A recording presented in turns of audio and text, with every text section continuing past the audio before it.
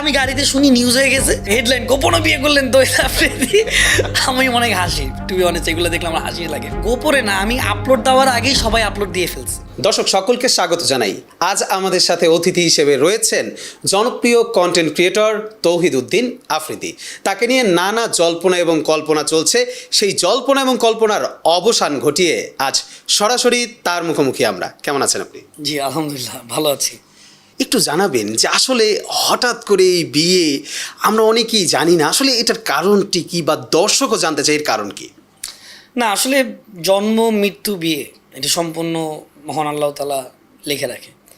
So কার কখন কোথায় বিয়ে হবে এটা আসলে এটা সম্পূর্ণ আল্লাহর উপরে।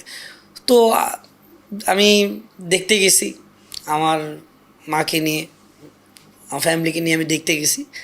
আর দেখে আসলে ওখানেই বিয়েটা, মানে কাবিন যেটা বলি আমরা, কাবিন হয়ে গেছে আর কি।